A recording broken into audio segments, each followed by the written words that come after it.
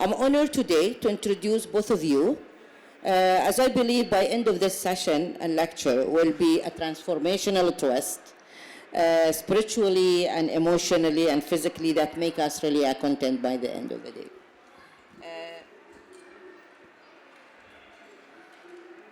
First, I'm going to be introducing the Dيفياتا راجارام.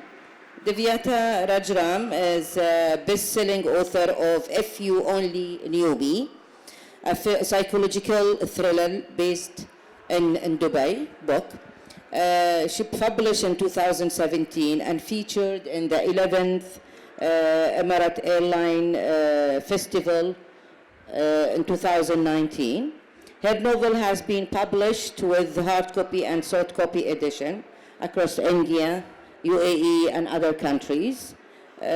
She's educated in India. She lived in Dubai and UAE, and influenced by all the cultures and inspired to write this contemporary fiction, described by familiar with her writings, and all people who are around her actually called her that she's born to storytelling. Her writer voice is direct, descriptive, had an impactful with characterization that is compelling instantly and transporting the reader to a world of multifaceted prescription, much like feeling that they're living in the book actually. An experienced financial services, your background is financial profession. You worked across India and Middle East. Dيفياتا is also an accomplished singer and of Hindu classical vocal music and Western vocal music. I got your book from the internet and I had the chance to read it, so I guess it would be great to see and interpret about your book and what is if you give us sort of more exploration about the book you wrote. Thank you so much, Seema.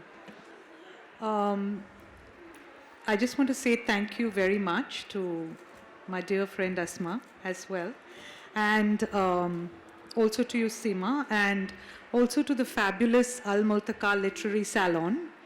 It's been a great discovery for me, first of all, that we have these kind of wonderful forums where all of us who are in love with the world of literature and culture can come together and exchange thoughts and ideas. So thank you to all of you who are here. Seema, yes, I think you've said it all. There's very little left for me to say because If You Only Knew Me, my book, was basically born from an idea that I had where I said that when we read books about the Middle East or specifically this region, there's a lot of focus on historic culture or, only royalty or a kind of a perception that takes away, the reader from the fact that we are also a country of several ordinary people working hard, studying hard to educate ourselves, working hard to make a living, raising our children, respecting our elders. To me, this is really the UAE. Not only focus on a certain strata of society, but really focus on everyday lives. And this sort of got me thinking that what I want to write is a very contemporary story. So If You Only Knew Me is honestly circa 2019. It's a story that revolves about very, very real people like you and me as they go through their journey and their lives in this wonderful country. And how the same beautiful society and the culture and everything that they experience also puts different kinds of pressures on these individuals, and how each one of them reacts to this pressure in a different way. I think we all know that as we live in a digital age today, it's an age of perception and not reality. And for me, I truly believe that even when we say we understand another person's culture, I have to understand how you feel as being part of that culture. In my mind, it's about feelings and sharing those feelings, not just a superficial understanding of the clothes that you wear or the food that you eat or even the language that you speak. And I think when we transcend these borders and actually getting into feeling other cultures, then you are sitting where I am and I am sitting where you are. And we can truly understand each other. Most of the characters, really, to cut it short in If You Only Knew Me, unfortunately struggle because they are part of an expatriate diaspora, as we call it. They come to the country attracted by their desire for a better life. But they fail to understand that the things that they're holding so high in value are just superficial.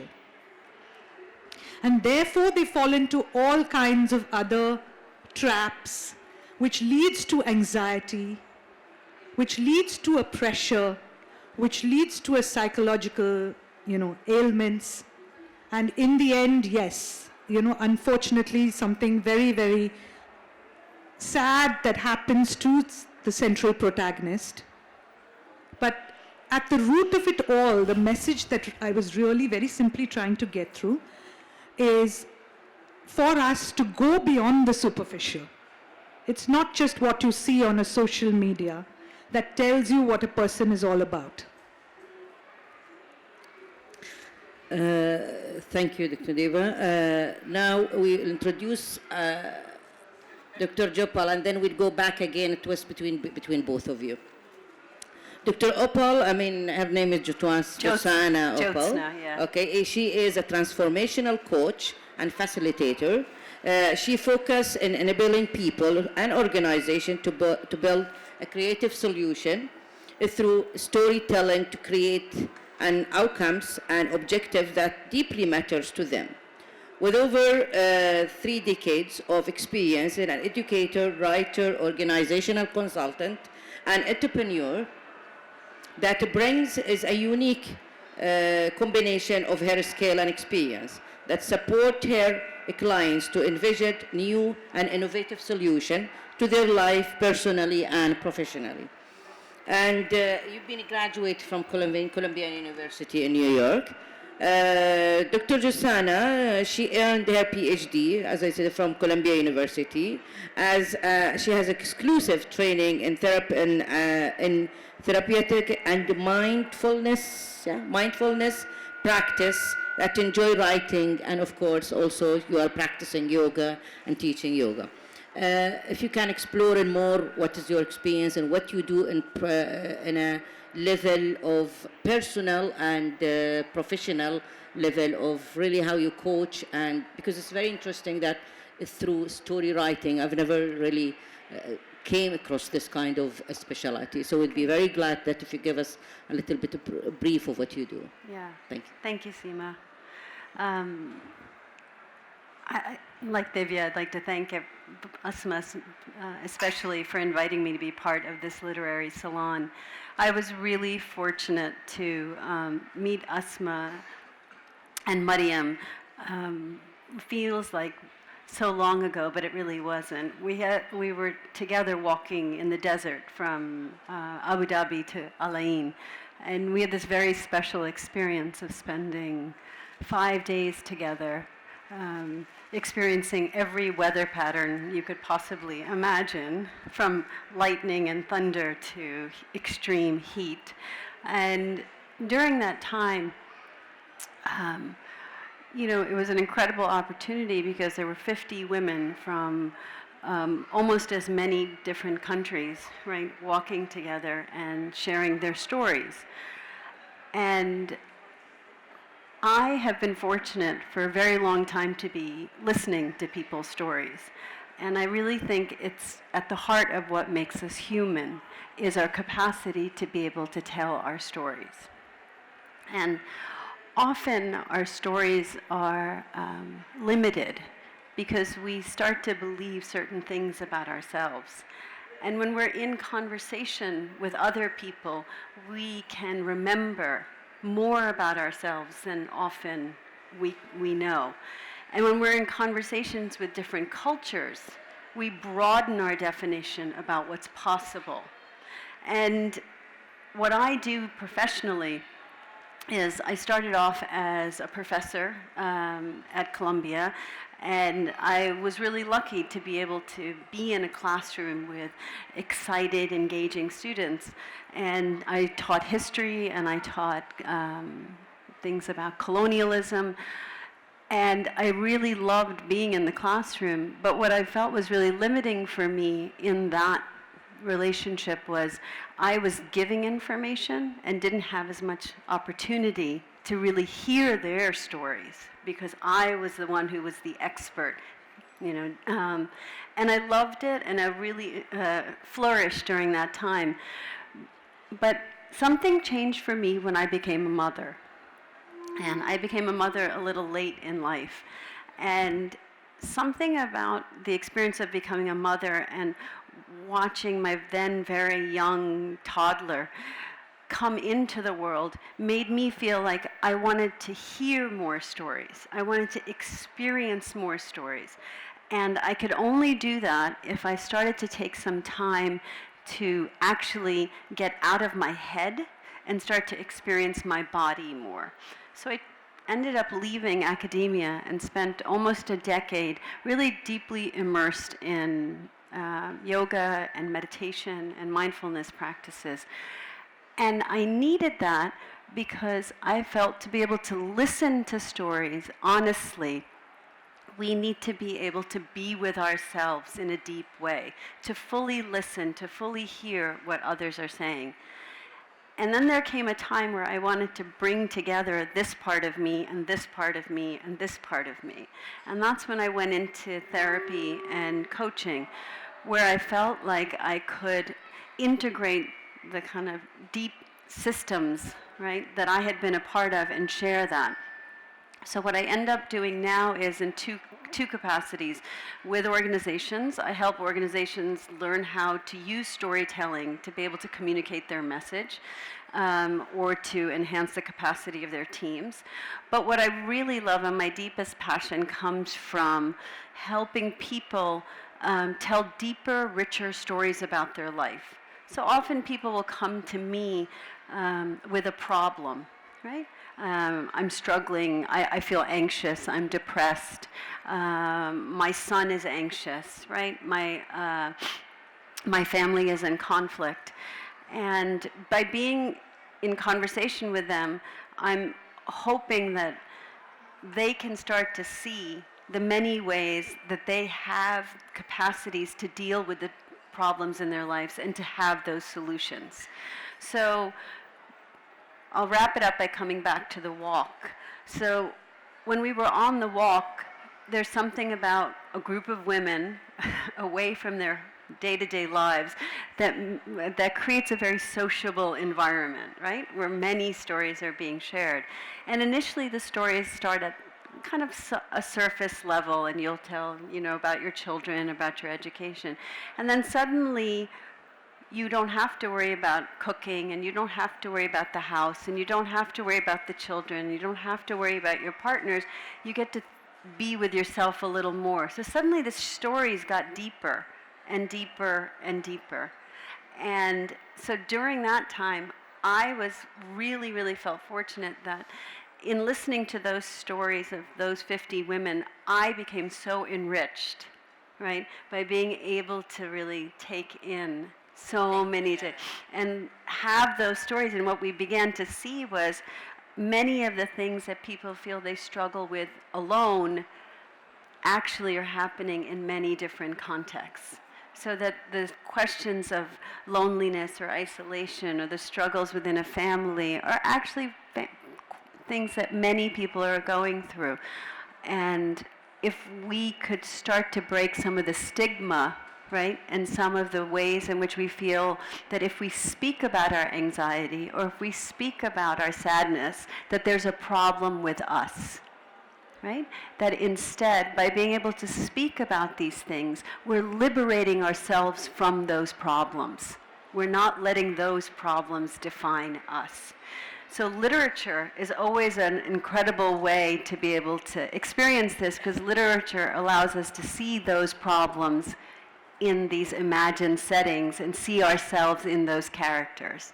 So that's really what I do when I do my professional work, is similarly in that storytelling narrative to have people see themselves not in isolation but as part of something bigger. Very interesting. Back to Deivyata. Can you give us a brief about your book? Can you elaborate? Because you talked in your book about 5 friends that they're going around and that things that they go through in Dubai. So if you can explore more, please, on that.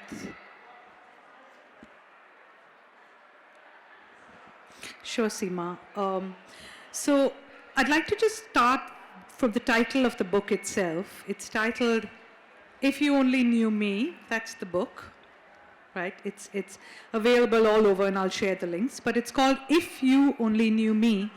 And the reason why it's titled that is particularly because the central theme of the book is that everyone is wearing a mask.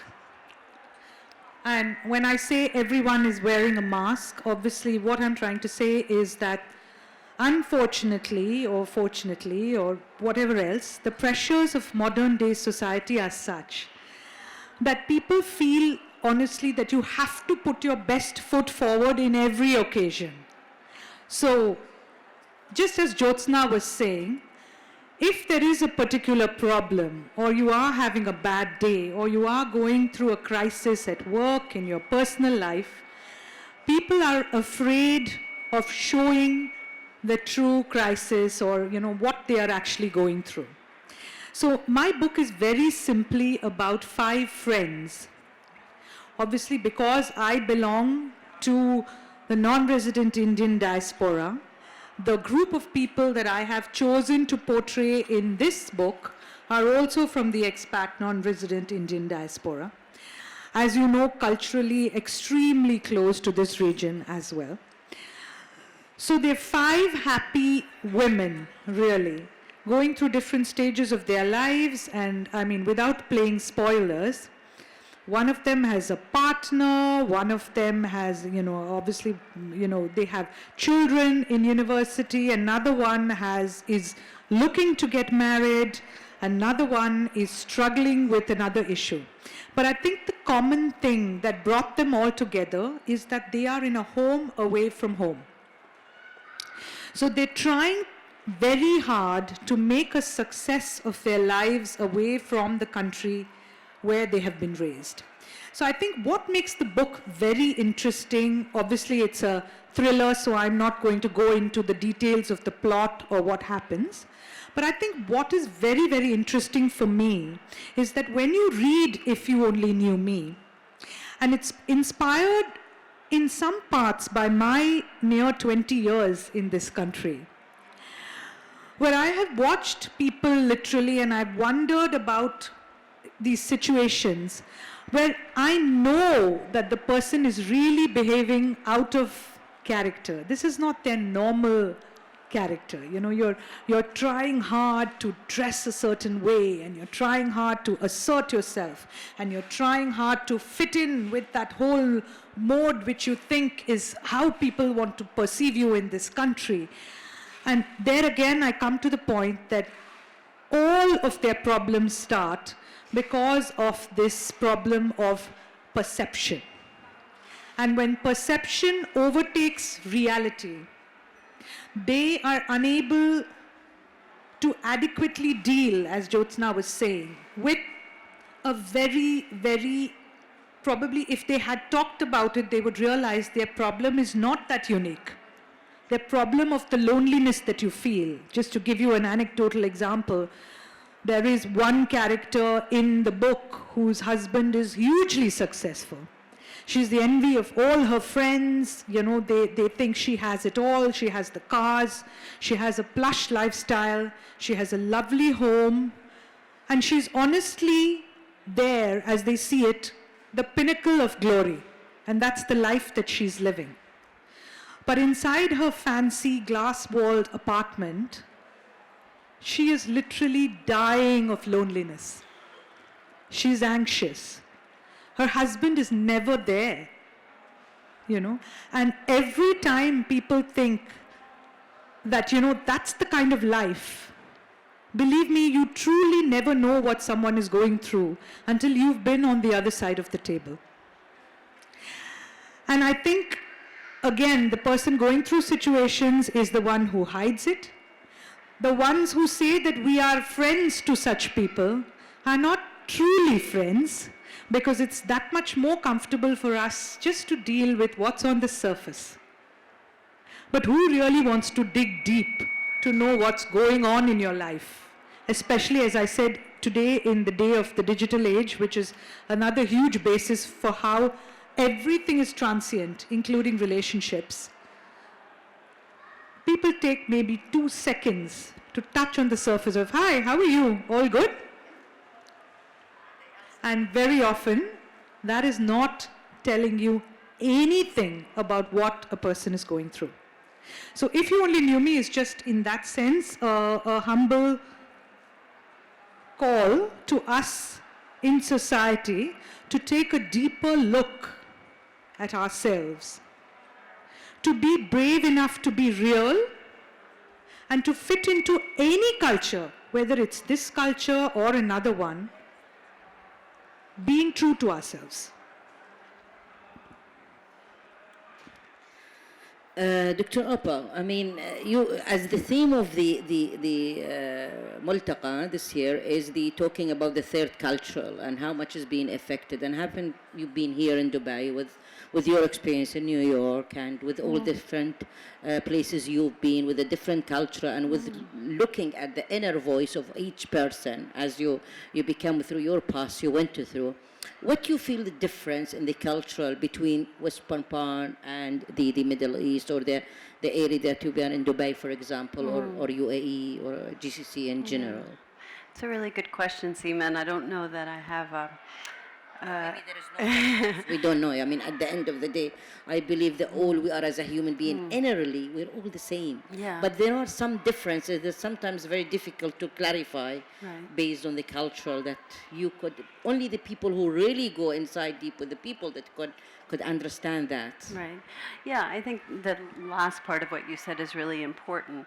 A lot of times we take responsibility for the things that are going on in our own lives in terms of the problems, and say, if I only worked hard enough, if I was a better daughter, if I was a better mother, if I was a better partner, if I only did more, or if I was able to figure this out.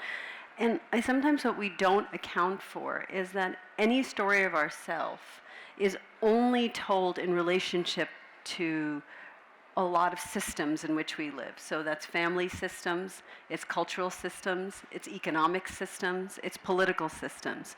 So we only know ourselves in relationships to those systems. And so we have to really, really reflect on, how do those systems migrate into ours, right? To make us believe also certain things about ourselves. Particularly, most of the people in this room, fairly affluent, living a successful life, right? We're not worrying about the basic necessities. And yet, most of the time, we're probably feeling not enough. We should be working harder, we should be doing more, right? And where is that coming from, right? It's not necessarily something that lives inside of us, but we live in a system which demands that we constantly produce, that we constantly be more, right? And those demands, which I think this is what you're speaking to, maybe some of the more universal issues, because of the digital age in which we live, right, are becoming more, they proliferate much more easily. And sometimes, particularly, let's say, in questions of psychology, a lot of what we understand about kind of psychological dispositions have been, emerged in the West, really in an American and European context. And to transport them wholesale, right, into other contexts can be a little bit tricky, right? Family systems work differently, right? And so what we might advocate for a young woman to do, right, to be able to go out on her own, pave her way, might be more challenging, right, within another context, right, where it doesn't have the same resources. So how do we allow her to still feel empowered and not feel that in somehow she's not successful because she isn't meeting the framework that the West might put forward about what constitutes success for a young woman? So in my experience, I've been fortunate to now, worked in the US, I've worked in India, I worked in Singapore, and, only for not even 2 years here. And, what I can appreciate is that people are complex. People are incredibly complex. And they are really, for the most part, trying to do their best to be with themselves and the people that they love. And the failures and the inadequacies that they feel often have less to do with them and much more to do with the stories that are told about who they are.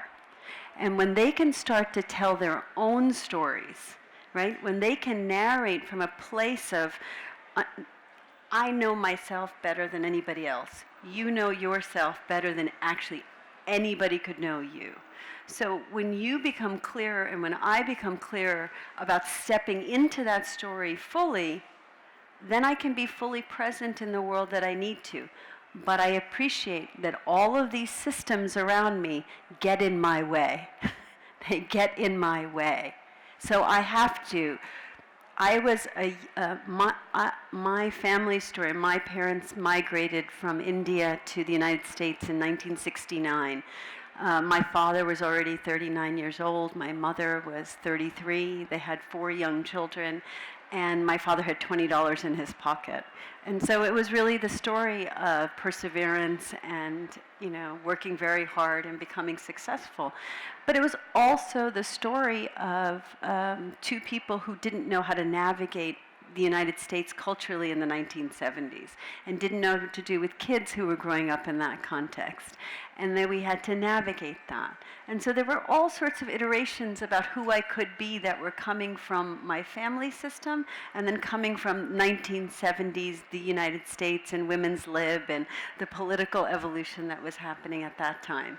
Right? And so I was navigating those things. And every person in this room has had to navigate some of those things. So I get, for me, in the roundabout way, the most important thing I've learned moving through these various communities and cultures that I've been able to live with is that really most people are trying to do their best, and that's the universal proposition, and that everybody's deeply impacted by the world around them, right? And when we can start to see those effects and start to kind of dismantle that a little bit, then we step more into the story we want to tell of ourselves. I mean, obviously we are fortunate to actually... I think they want to ask questions. We're fortunate to know how we can navigate, how you manage, both of you, to navigate internally, spiritually, and emotionally. I think before we start the question, luckily I asked Dr. Oppal if she can give us a few minutes of a yoga breathing that I think would be very nice before starting any questions, if you don't mind. Okay.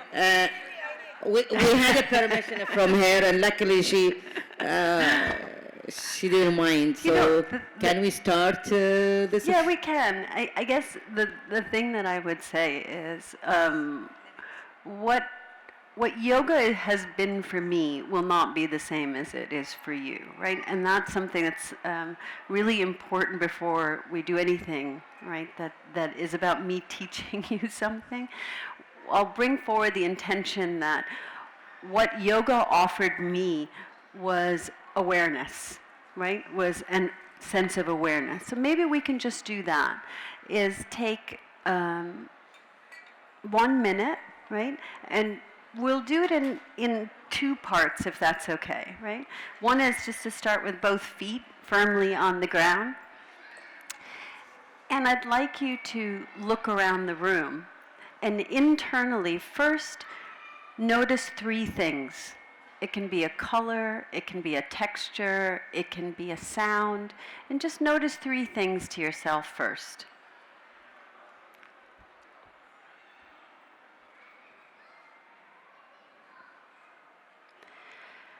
And once you've noticed those things, just allow yourself to feel that you're here, right? The air that might be hitting your skin, the softness of what you're sitting on, the company of the energy next to you, the earth that rests under your feet.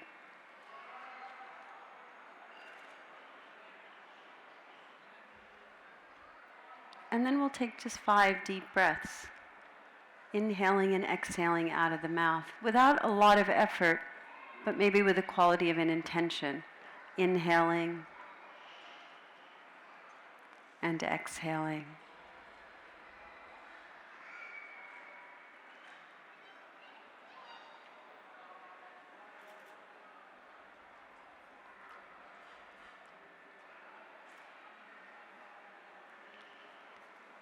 And one last time, inhaling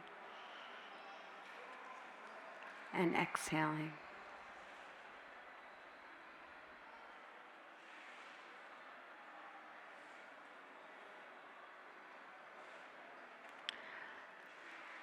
And as you kind of bring yourself back into the space and back into conversation, a noticing of sensation, of awareness, and what it might allow for. Wow, what a calmness gift to everybody. Fantastic. I definitely felt the difference. Okay, I think Fatina was saying from the beginning she wanted to ask the question. Thank you. Every guest came here, impressed us by their knowledge, by their presence.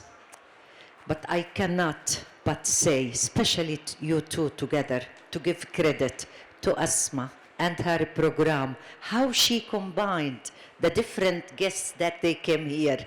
Really salute to you, Asma. I will ask Doctor. I read a bit now, and we read before about you. The first word that you said, you are a bit, sorry, 1 second. It was the second page. Okay. Doctor Opai is a transformational. This word is very, very big. The only thing that came to me right away, the transformation, these special toys or the movies, you know how they transform. And I used to be scared when my children play with it. I said, what are you doing? You're breaking his hand, you're breaking his leg. Years back. Now my grandchildren are playing with these things. You are like engineering lives that you are dealing with the transformation. You have described many things. Your idea reached to me, but I would like you to give us maybe an example of something that stayed in your mind of your people you get to interact with, and then I will get back to you. Allahu Akbar. Maybe I'll give you an example of myself Okay. rather than of somebody else and what transformation looked like for me. In fact, Doctor, it just came to my mind that I visited you in the desert. Yes. Yes, and for a few hours. Yeah. And everybody was talking about the desert and the storm and things like that. And we feel jealous of the journey that you did, really. So the thing about transformation, there's that phrase, change is the only constant, right? That everything is constantly changing. So I work in a transformational capacity with people, but if we're aware and paying attention, we can see that change is always happening. And for me, one of the most dramatic moments was my daughter must have been about 6 months old. And you know, there's that little window you have when your child can't yet crawl, but they can sit up. So you can kind of go to the bathroom without worrying, because you can just put them down and they don't go anywhere. And I remember I put her on the bed, and I was a working parent, right? It was quite exhausting, right? And so I put her on the bed and went to the bathroom and probably stayed a minute or two longer just to have a little break. And I came back into the room, and she was sitting exactly as I left her with this huge smile on her face, right? As if, you are back, right? And it was this moment of complete and utter wonder and devastation at the same time. Because I felt in that moment everything had changed in my life without my even knowing it. Right? This little creature was completely dependent upon me right now. And that was beautiful and incredibly scary, because I knew I would fail over and over again. But it changed me. It transformed me, because I started to pay attention much more to how I wanted to be in relationship with her, and to recognizing that I didn't have to play a story of always being the happy mother, because I wasn't. It was hard. It was hard to work full time and be a parent and do those things. So that's one way in which, for me, transformation and change has become kind of a deeply daily process of paying attention. And when I work with people, right, it's really about cultivating that capacity to generate enough awareness. When in that moment the call happens and I stop, it gives me a pause. So whether I'm religious or not, I'm paying attention for that 1 minute. And even in that 1 minute, space opened up for me to reflect. So for me, transformation is about paying attention. And when we pay attention, we're able to notice. And when we can notice, we can determine what it is we value, how do we want to be in the world, notice when we're not doing that, right? And make and adjust accordingly, so that we're living in what I call our preferred way, how we would prefer to be in relationship with people and ourselves. Thank you so much. Just one small remark.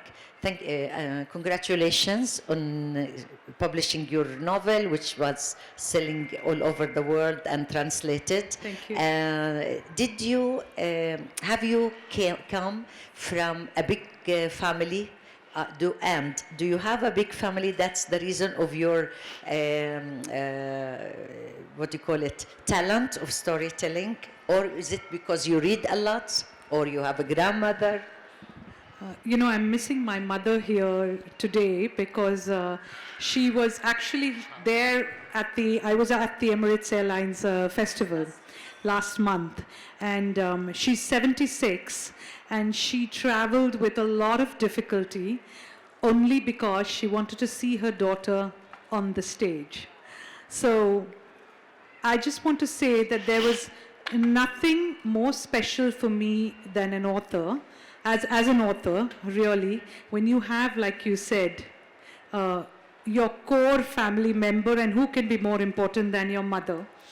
And she was there physically and in spirit and in every which way. So to go back to what you asked me, I actually have a very small family. My father unfortunately passed away, when he was just 64. And I have just the one sister, and I have my mother. And then of course I'm married into an equally wonderful family, so I extended my family. But when I think of my own family, I think you're so right, is that, as I tell my own daughter today, you read more, you write more. People who don't read generally speaking, don't write. You don't expect them to write. And I think because I come from a country of storytellers, India is very much an oral culture. It's in our lifeblood. We put our children to sleep through stories. And that's a lot of, I know, similarity with our Emirati culture as well. So stories are something that is passed down, and the Arabic culture very much, where it's passed down from generations, right? And even a normal incident, like, Jyotsna was telling us, everything is made into an anecdote, and that anecdote is then, described, and it becomes a beautiful story.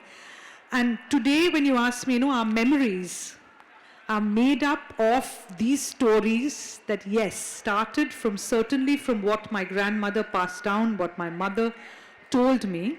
But I think very importantly, more than just telling the story, I think we create an ethic, we create a role model for our children. And we should never forget that as men, as women, all of us. And I think what my mother did in her own way was that she taught me how important it was to be literate. She taught me how important it was to work hard. And that nothing comes easily. You don't just wake up one day and you think, I want to be a writer. No. Like Jyotsna was saying, you have to pay attention. You have to understand what kind of transformation you're looking for in your life.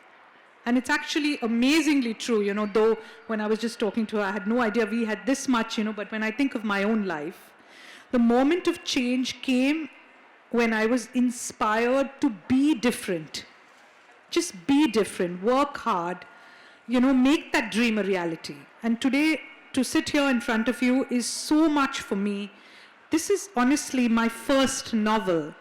It's not like I've written hundreds of them. But the journey for me has been path-breaking. Thank you. Ghada?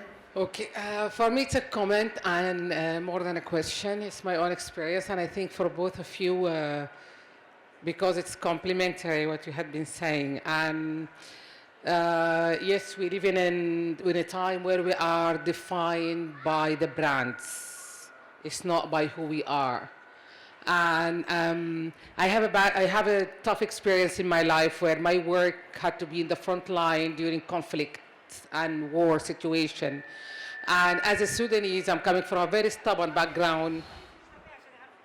I work in the humanitarian sector, okay. So we usually provide medical aid to the wounded in the front lines. As a Sudanese, we are very stubborn. That means for us, psychological support and psychiatry, and it's not in the list. And if you go for that, that means you are weak. And I was a country director, the head of mission, so in a leadership position, every time I come back from a war zone, they offer by the organization, like I have to take, and I refuse every time. No, ask my colleagues, I'm doing fine. And I was not doing fine, but I was just too proud to admit it. And one mission after another, one day after another, you don't get better. It just gets deeper. But you don't want to deal with it, and you keep at the service this strong woman face, because you work in a very macho society, and if you don't step up to the responsibility, you just have to leave the place. And as you said, the grass is not always greener at the other side of the hill. People think that, but it's not. So my breaking point, you will not believe, I took my children to the movies. It was a great showman. It was a lovely one. And then this song came, This Is Me. When she started to say, this is me, I'm brave, I'm bruised, but this is who, it was unstoppable, it was hysterical. And when I went out, this is where I realized actually nothing was healed. I have everything coming back to the service. And when I contact one of my colleagues, he told me, write stories. This is the only way to get these things out, because it had been just like one after another. So, and when I start, I think the first one was very difficult, although it was my own story. It was just an incident, nothing much, one page. to go through this one page, it's like taking a tooth out. But after, it's just like this partial relief. So I think, yes, storytelling is the best healing process that we can go through. We have a lot of package, and at a certain point, I guess, we have to stop the train and get off the station. Tell me your name. What was your name? My name is Ghada. Ghada? Ghada, yes. Ghada. Ghada, that's it's a really incredible narration that you just did there, because you really not just recognized the pain that you went through, but you put it in so many different contexts. You put it in the context of the culture from which you come from, the work that you were doing, right? The inability to step out of it because of those two things. So there was never anything that was necessarily living inside you, telling you to keep going, but there was a lot around you telling you to keep going, right? And it's quite amazing to me, often those times of when we break down, it's often music, art, stories, right?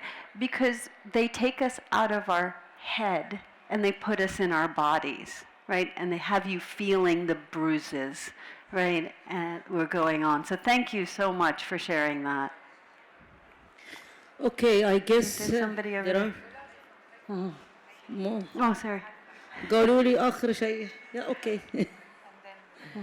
Just two quick No, questions. I'm going to be أكيد very أنت quick. First, Ms. Rajaram, what initiates for your book to be sold internationally, let's say in Amazon, or to be in Kindle? Because I know some writers that they publish their books in May and immediately it's in Kindle. This is one. And for Dr. Oopal, what is the difference between, because you are coaching people, so what is the difference between psychotherapy and what you are doing? Because it's, from what I hear, it's just you listen to people and you advise them. So I'm sure there is a very thin line between the two. So that's my two questions. That's Haifa, you said? Haifa. Okay, thank you for the question. I'm going to try my best to answer very quickly. I think one common distinction that I want to make, because I hear a lot of people saying this today, in terms of Amazon and Kindle and everything else, is that when it comes to publishing itself, there is an instant publishing.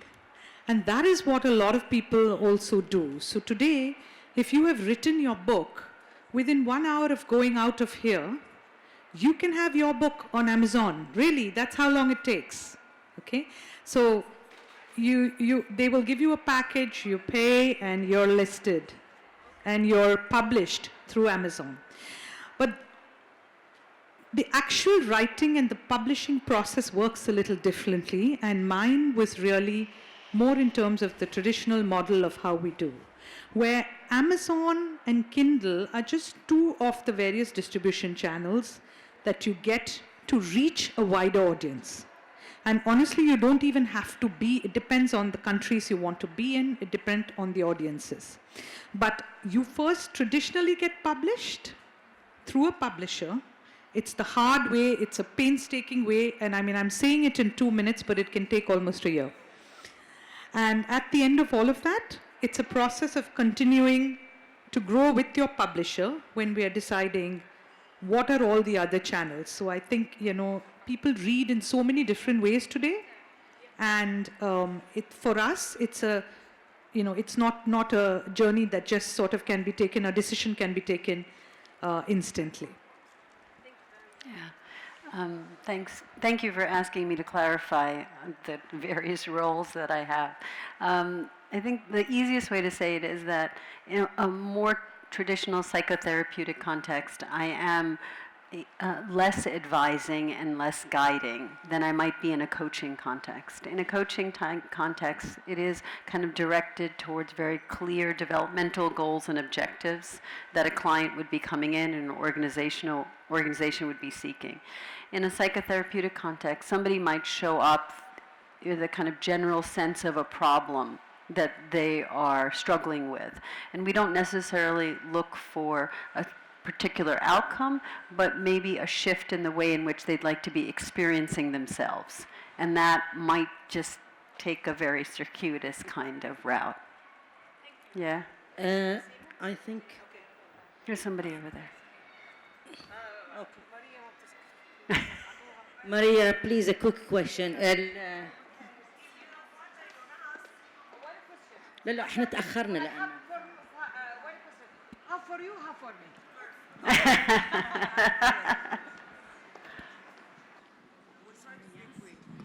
No, is that about writing? One of you say it could be the best way of transforming ourselves, but I was so happy when you say it's not just writing but arts. I am in that is my area, but I was thinking at the same time that it is depending of what you are, what is your subject, what type of relation you have with the society and with yourself is true. But it's not the spiritual. You cut me. I feel embarrassed after Asma. Tell me, make it short. The spiritual healing. That one that, for example, a person who is completely 100% in the spirituality in any type of religion is not that an integral healing because I doubt even being in arts, that art or writing or any specific discipline of knowledge can heal at that point. I believe no more than the spiritual one. What do you think about that? The maximum spiritual. Yeah, I think you're absolutely right. It's just that it's not necessarily what people are. Spirituality is one of those things that we have. We talk fairly openly about now as as a transformational process for people, but it means very different things. But I think you're absolutely right, particularly with regard to any kind of creative act is an act of transformation. Right, is an act of expression. And any act of expression is an opportunity to get to know oneself and to show oneself in the world. How you do that it can be walking, right? Walking can be my creative act of connected to a higher being, right? Art could be my creative act of connecting to a higher being. When clients are coming to me, I don't designate what spirituality needs to look like for them. That's a practice that they will cultivate, right? But I think it can take time. It can take time for people to find a relationship to their spiritual practices that feel liberating. Thank you very much, Dr. Oopal and Dieviata. Both of you, I met you by chance. Dr. Dieviata, Oopal, we've been together in the desert walk, and I'm happy if the desert is make influence in you. I become the doctor, not you, the doctor. It's good. Happily. Thanks. When I hear you like this, meaning I continue my walk and with my partners, Judy. It's meaning the walk is effective. And inshallah, next year. We have more stories, and we need volunteers. You'll be with us, volunteers, inshallah. Thank you very much. It's really enjoyed to meet you in Dubai, and I'm happy to hear your story here. And inshallah, we read it in our salon, and we discuss your book in our salon, in my home. That one, it's really how we discuss our. But today, it's only the platform to people. They know how our work and how is we contact with. The writers and the doctors and how they combine, because we are union, nobody different. That's why it's nice to put everything together as mosaic and be one union. Thank you very much. And I need to hear something from Dieviata, yes? I think Dieviata promised us. I was really hoping that would be forgotten. No, we're not forgetting. The multidisciplinary, team we have here with the cool combination. I asked Dieviata if possible to sing for us at the end of this session, because She sings Hindus and different I'm going to sing songs, Western in Hindi. songs. So if you can, please select for us. Right. As you know, the theme here is the multicultural, Okay. the three cultural issues. So I think it would be nice to sing for us something. We appreciate that. So I love this because I'm completely taken by surprise. Singing is not one thing that I prepared for today. So please forgive me. So I'm singing. She really did take It's gonna be pretty that you have we have you both here with this I know. multi-intellectual. At night because she's my guest. Yeah. Seema, she come from Bahrain, and she told me, you know, you think I'm not do my homework. You see what I'm doing. She did.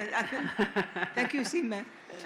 Okay, so I'm going to sing an old song by a very, very famous singer of India. Please don't compare me to her. It's Lata Mangeshkar. And I'm going to sing a song of hers, which is one of my favorites. It's always my favorite go-to song, though it's a little sad, called Tum Na Jano.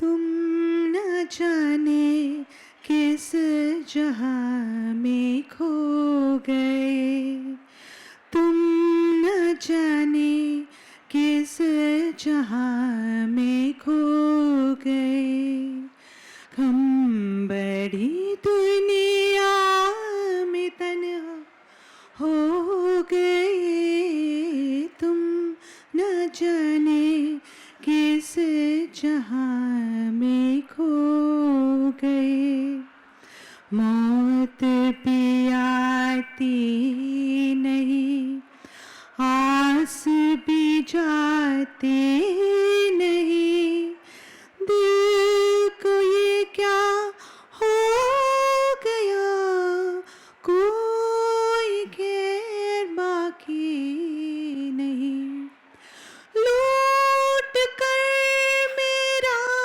जहां छुप गए हो तुम कहाँ, लूट कर मेरा जहां छुप गए हो तुम कहाँ, तुम कहाँ, तुम कहाँ, तुम कहाँ,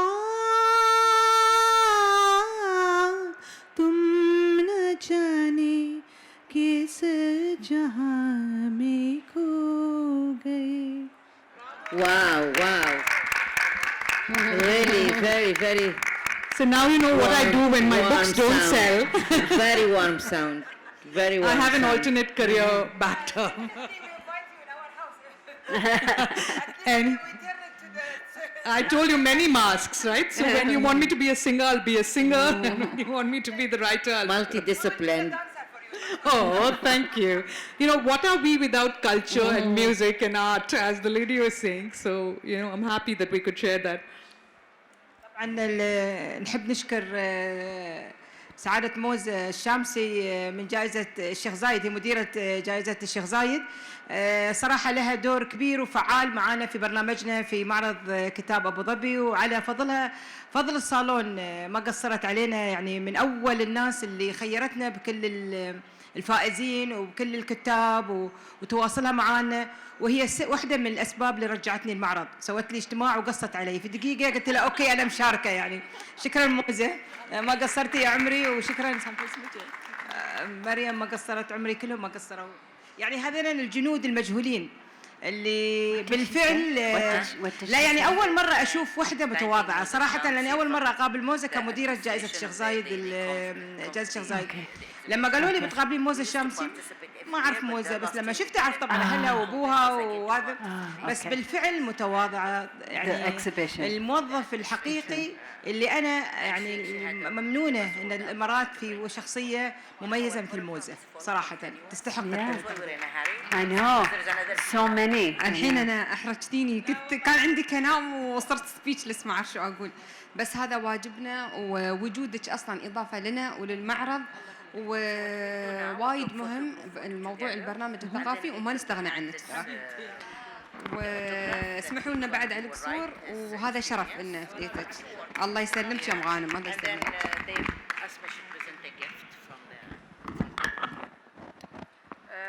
At the end, we'd like to thank you to all our guests. We had really a spiritual issues and transformational twist. Thank you very much. And I guess now we take a group photo, and then later on we write on the autograph about the brief of your experience.